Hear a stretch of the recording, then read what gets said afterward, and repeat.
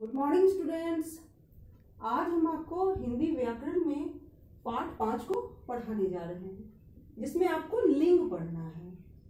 शब्द के जिस रूप से यह बोध हो कि वह पुरुष जाति का है अथवा स्त्री जाति का, उसे हम लिंग कहते हैं। लिंग का अर्थ है चिन्ह। लिंग के दो भेद होते हैं, स्त्रीलिंग और पुल्लिंग। स्त्रीलिंग की परिभाषा स्त्री जाति का बोध कराने वाले शब्द स्त्रीलिंग कहलाते हैं, जैसे मोरनी, अध्यापिका आदि।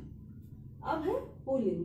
पुल्लिंग की परिभाषा है पुरुष जाति का बोध कराने वाले शब्द पुल्लिंग कहलाते हैं, जैसे घोड़ा, गायक आदि। स्त्रीलिंग शब्द जो है वो प्राणीवाचक तथा अप्राणीवाचक भी दोनों होते हैं। वो प्राणी में यानी जो जीवित है उसमें भी आते हैं और जो निर्जीव है वस्तु उसमें भी आते हैं। जैसे कि निर्जीव में पंखा, नल को हम ले लेते हैं, ये दोनों स्त्रीलिंग शब्द हैं, लेकिन निर्जीव वस्तु में आते हैं। वहीं पे हम सजीव वस्तुओं के लिए स्त्रीलिंग शब्द में लेते हैं चिड़िया और मकड़ी को।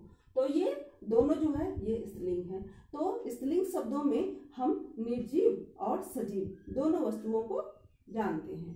एक बार फिर से इसको पढ़ा दें। शब्द के जिस रूप से यह बोध हो कि वह पुरुष जाति का है अथवा स्त्री जाति का, उसे हम लिंग कहते हैं। तो लिंग के बारे में थोड़ा और कुछ जानने के लिए चलिए इसके बारे में हम आपको और कुछ बताते हैं। जैसे लिंग की पहचान जो है वो हम कैसे करेंगे, तो संज्ञा शब्दों में लिंग की पहचान प्रयोग तथा अभ्यास के आधार पर की जाती है। प्राणीवाचक शब्दों में अधिकांश संज्ञा शब्दों को सरलता से पुल्लिंग या स्त्रीलिंग में बांटा जाता है या बांटा जा सकता है। हालांकि उनमें भी कुछ अपवाद मिलते हैं। कुछ प्राणीवाचक शब्द सदा पुल्लिंग रहते हैं तो कुछ सदा स्त्रीलिंग। इस प्रकार के शब्दों में नर या मादा शब्द जोड़कर ही लिंग का परिवर्तन किया जा सकता है। जैसे यहाँ चीता है पुल्लिंग, तो इसको अगर हमको स्त्रीलिंग बनाना है तो क्या करेंगे, इसके आगे सीधे हम सिर्फ मादा लगा देंगे तो ये होगा मादा चीता, यानी ये स्त्रीलिंग हो गया। अब यहाँ पे है कोयल। कोयल है स्त्रीलिंग शब्द, इसको पुल्लिंग करना है तो क्या करेंगे, इसके आगे नर लगा देंगे तो हो जाएगा नर कोयल, यानी पुल्लिंग शब्द। इसी तरह से और भी नित्य पुल्लिंग शब्द हैं, जैसे चीता है, मच्छर, उल्लू, खरगोश, भालू आदि। और नित्य स्त्रीलिंग शब्द में है मछली, कोयल, मैना, गिलहरी आदि। उभयलिंगी शब्द। उभयलिंगी शब्द क्या है बच्चों, इसके बारे में अभी हम आपको बता दे रहे हैं। कुछ शब्दों का प्रयोग दोनों लिंगों में होता है, यानी उसको हम स्त्रीलिंग के लिए भी यूज करते हैं, प्रयोग करते हैं, और पुल्लिंग के लिए भी प्रयोग करते हैं। इसी को हम उभयलिंगी शब्द कहते हैं। जैसे डॉक्टर, इंजीनियर, प्रधानमंत्री, राष्ट्रपति, राज्यपाल, मैनेजर आदि, ये सारे पुल्लिंग शब्द में भी हो सकते हैं और स्त्रीलिंग शब्द में भी हम इस्तेमाल करते हैं। अब है कुछ पुल्लिंग शब्दों की पहचान करना, तो हम कुछ पुल्लिंग शब्दों के बारे में यहाँ बताते हैं। जैसे पर्वत, ये पुल्लिंग शब्द में ही होते हैं, जैसे हिमालय, कैलाश, अरावली। वार यानी कि दिन, सोमवार, मंगलवार, बुधवार आदि, ये सब पुल्लिंग में आते हैं। ग्रह, सूर्य, चंद्र, राहु, ये पुल्लिंग में आते हैं। रत्न, हीरा, पन्ना, पुखराज पुल्लिंग में आते हैं। पेड़, अशोक, बरगद, पीपल, नीम आदि पुल्लिंग में आते हैं। अनाज, जौ, चना, बाजरा, गेहूं, ये सारे पुल्लिंग में आते हैं। द्रव्य यानी सोना, पीतल, तांबा, कोयला, दूध, ये सारे पुल्लिंग में आते हैं। देश, भारत, जापान, चीन, अमेरिका आदि, ये सारे पुल्लिंग में आते हैं। महीने, मार्च, अप्रैल, चैत्र, वैशाख, सावन, ये सारे पुल्लिंग में आते हैं। अब विशेष स्थान, यानी जिस स्थान का कोई विशेष महत्व हो, जैसे विद्यालय, पुस्तकालय, भोजनालय, न्यायालय और चिकित्सालय, ये सारे जो है वो पुल्लिंग में आते हैं। अब आते हैं अंगों के नाम पे। अंगों के नाम में हाथ, कान, सिर, मुंह, पैर, बाल आदि, ये सारे जो हैं वो पुल्लिंग में आते हैं। यहाँ पे व्यवसाय सूचक शब्दों के नाम भी पुल्लिंग होते हैं, जैसे नाटककार, व्यापारी, विक्रेता, सैनिक, राजपाल आदि। तो बच्चों, आज आपने लिंग के बारे में जाना है। आगे इसके बारे में भी हम और बातें आपको पढ़ाएंगे। अभी इसको आप अपनी कॉपी में उतार लीजिएगा, इसकी परिभाषा को, लिंग की परिभाषा को, और उसके भेदों को लिखकर उदाहरण के साथ याद करिएगा। अब आते हैं बच्चों पाठ 6 में। पाठ 6 में आपको पढ़ना है वचन। क्या पढ़ना है? वचन। शब्द के जिस रूप से उसके एक या अधिक होने का बोध होता है उसे ही वचन कहते हैं।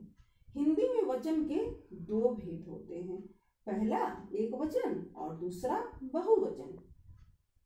एक वचन की परिभाषा शब्द के जिस रूप से किसी एक व्यक्ति, वस्तु या पदार्थ के नाम के का होने का बोध होता है उसे हम एक वचन कहते हैं, जैसे बस्ता, शहर आदि। नंबर दूसरा है बहुवचन। इसकी परिभाषा में शब्द के जिस रूप से एक से अधिक व्यक्ति, वस्तु या पदार्थ का बोध हो उसे बहुवचन कहते हैं, जैसे कहानियां, कपड़े आदि। सम्मान प्रकट करने के लिए भी हम एक वचन को बहुवचन में बदलते हैं। तो बच्चों, आइए इसके बारे में कुछ और हम बताते हैं कि वचन के बारे में आगे आप और क्या जानते हैं या जान सकते हैं। यहाँ पे सम्मान प्रकट करने के लिए एक वचन को बहुवचन में हम कैसे बदलते हैं ये भी हम आपको बतला दे रहे हैं। जैसे चंद्रशेखर आजाद वीर थे। चंद्रशेखर आजाद वो क्या थे? एक वचन थे, एक व्यक्ति थे, लेकिन यहाँ पे थे लगा हुआ है। चूंकि चंद्रशेखर आजाद हमारे लिए आदरणीय है, सम्मानजनक है उनका व्यक्तित्व, इसलिए हम उनके लिए एक वचन होने के बाद भी बहुवचन का प्रयोग करते हैं उनके लिए, क्योंकि सम्मान प्रकट करने के लिए एक वचन के स्थान पे बहुवचन का प्रयोग किया जाता है। अब है गुरुजी मंच पर बैठे। गुरु भी आदर सूचक होते हैं, सम्मान सूचक होते हैं, तो उनके लिए भी गुरुजी मंच पर बैठा नहीं बोल सकते हैं हम, एक होने के बाद भी उनके लिए बैठे ही हम बोल सकते हैं। तो इसलिए हम जानते हैं कि आदरार्थ हम आदर सूचक शब्दों का प्रयोग के लिए हम हमेशा बहुवचन का ही प्रयोग करते हैं। अब है नित्य एक वचन शब्द। यहाँ पे नित्य एक वचन शब्द में जो कभी भी बदलते नहीं है वो हमेशा एक वचन ही रहते हैं। उसमें है पानी, वर्षा, घी, चांदी, सत्य, आकाश, झूठ, बालू, जनता आदि। और यहाँ पे नित्य बहुवचन शब्द।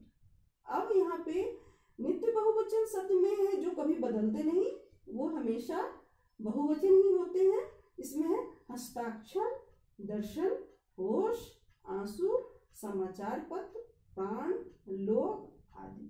तो बहुवचन रूप बनाने के लिए कुछ संज्ञा शब्दों के साथ लोग, वृंद, समुदाय, दल आदि को जोड़ा जाता है, जैसे पारसी लोग, पक्षी वृंद, सिख समुदाय, टिड्डी दल और अध्यापक गण। तो इसके संज्ञा शब्दों के साथ ये जोड़कर, बहुवचन की ये शब्द जोड़कर एक समूह का निर्माण करते हैं, समूह बनते हैं। युग्म शब्दों का बहुवचन बनाने में केवल अंतिम शब्दों में ही परिवर्तन होता है, जैसे भेड़ बकरियां पहाड़ पर चढ़ने जाती थी।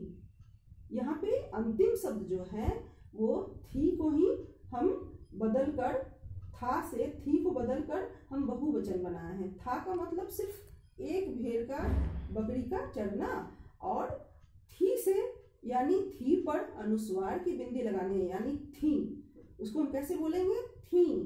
तो अनुस्वार लगा देने से क्या हो जाता है? एक वचन वो बहुवचन में परिवर्तित हो जाता है। भाववाचक संज्ञाएं तथा समूहवाचक संज्ञा सदैव एक वचन में ही प्रयोग की जाती है, जैसे कृपा, ये भाव हुआ, कृपा का भाव, दया यानी दया का भाव, क्रोध यानी गुस्सा, क्रोध का भाव, प्यार यानी प्यार का, प्रेम का, स्नेह का भाव, सेना यानी समूह का भाव, कक्षा ये भी समूह का भाव है, सभा ये समूह का भाव है, और मंडल ये भी समूह का भाव है। तो ये सारे जितने हैं भाववाचक संज्ञाएं या समूहवाचक संज्ञाएं, ये सारे एक वचन में ही सदैव प्रयोग किए जाते हैं। अब कुछ आपको एक वचन से बहुवचन बनाने के नियम को बता देते हैं। जैसे यहाँ आकारांत पुल्लिंग शब्दों के अंतिम आ को ए कर दिया जाता है और वो बहुवचन बन जाता है। जैसे कपड़ा है तो कपड़े, यानी आ की मात्रा को ए की मात्रा बना दिया गया है। कौवा है तो कौए, कुर्ता है तो कुर्ते, पंखा है तो पंखे।